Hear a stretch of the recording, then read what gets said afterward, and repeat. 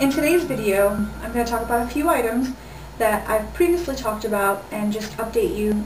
We are now at the tail end of week 29. Tomorrow is Tuesday and we start week 30. Yay! I have a doctor's appointment on Thursday. He's most likely going to read my food chart.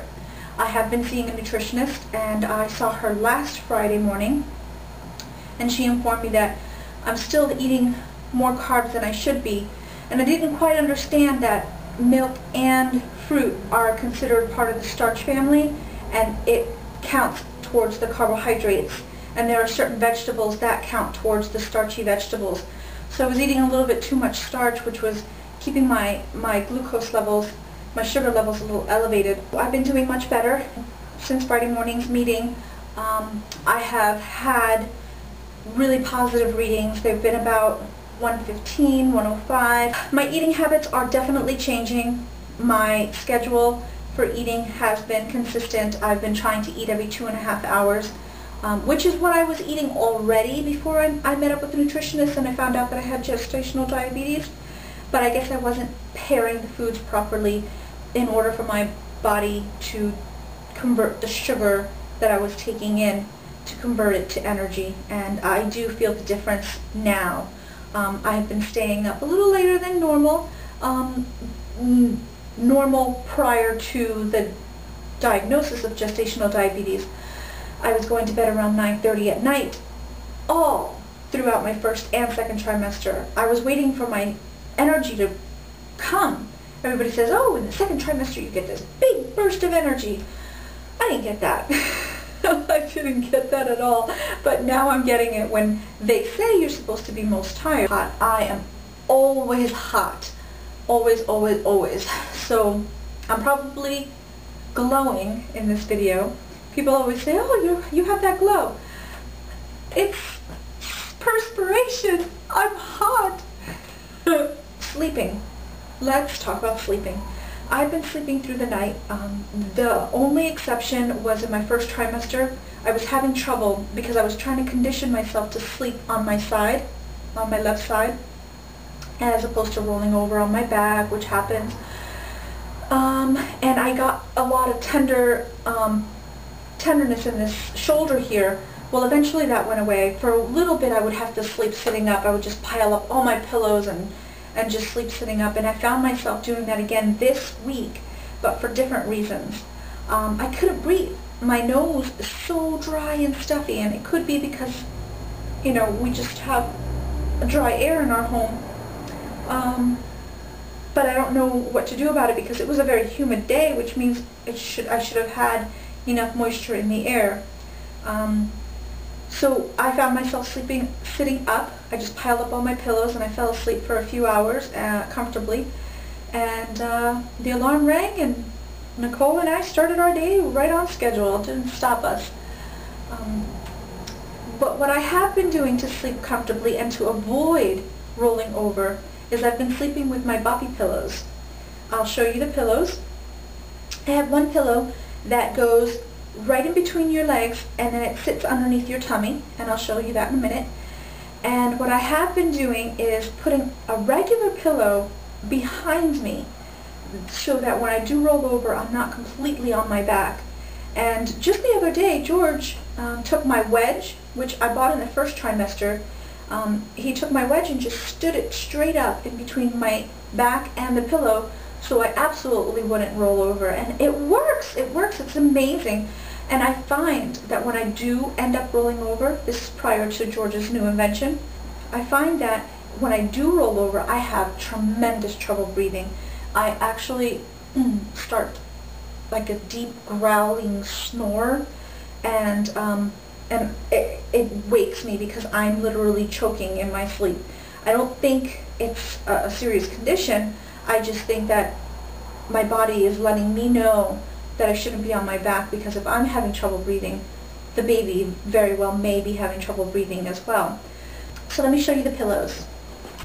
So these are my boppy pillows, and they are awesome. I love, love, love both of them.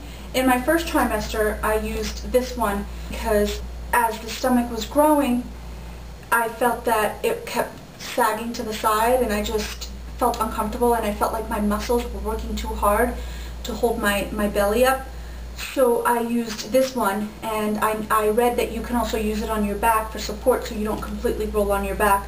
Well, I'm a little heavier than most people, so when I do lay down on this one, I would squish it. But I really, really, really, really love this one. I rave about it. At first I didn't know how to use it. I was like, what is this part for, and why isn't there enough cushion? Well, this part is to hold your tummy. You just put it right underneath, and it supports it from sagging, so your muscles don't have to work as hard to hold up your big round belly. And then this is to put in between your legs so you have enough support to balance out your hips so you don't wake up with hip pain in the morning. I find it absolutely helpful. I have really exciting news, exciting for me because I am walking in sheer comfort.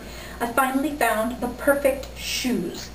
And I think that they're the most perfect shoes because they're sandals, which is perfect for the summer, and they're Velcro, and not in just one spot, in two spots. So if I have those feet swelling days, I'm walking in comfort still because I can adjust them.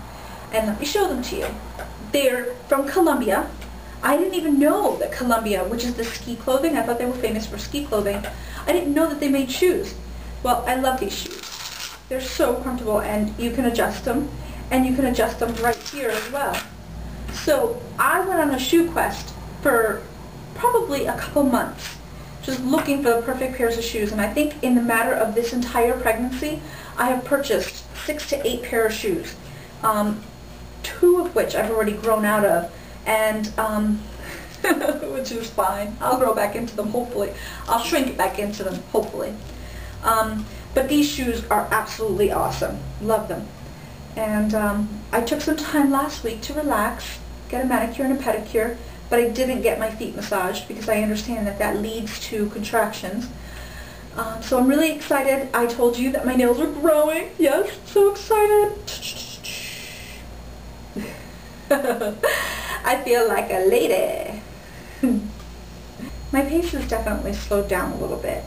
I don't move or walk or go as fast as I used to.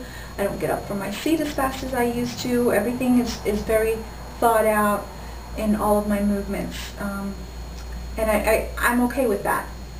I don't miss having to get from point A to point B in the New York minute. I am enjoying the slow pace that Nicole has put me in. Oh, she just kicked. Yay! She's awake. Daddy just came home, so she must have recognized his voice and got all excited. And so my pace. I'm walking slower, and I work in a very busy area, and I find that I'm constantly protecting my tummy from the crowds, leaving the subway, getting on and off the subway. I'm always walking like this, giving myself some cushion room to push people if they, in the event that they get too close to me. That's one of the reasons why I always try to make sure that I get a seat on the train, because it can get very crowded and people have no qualms about pushing because they don't really look at who's behind the next person. They just push whoever they need to in order to get on the train and get their spot. I understand. I've been there. I want to get to work too. I don't want to sit in a hot or stand in the hot subway. So that's pretty much it. I know that you just saw the tummy in a few days ago, which was Wednesday night when I posted the video, but I'll show you again anyway. And this is Nicole at the end of week 29. She's getting to be a big girl, and now, because tomorrow is day 1 of week 30, we can start doing the countdown. 10, 9, 8, like New Year's, because it's just as big as of an event. At least it is for me and George. I suspect that the belly button will be popping in just a few weeks. It feels very tight, and it's not as deep anymore. So eventually I'll be able to take out the 36 years of lint that have been collecting. And I'll talk to you guys next week. Have a great week.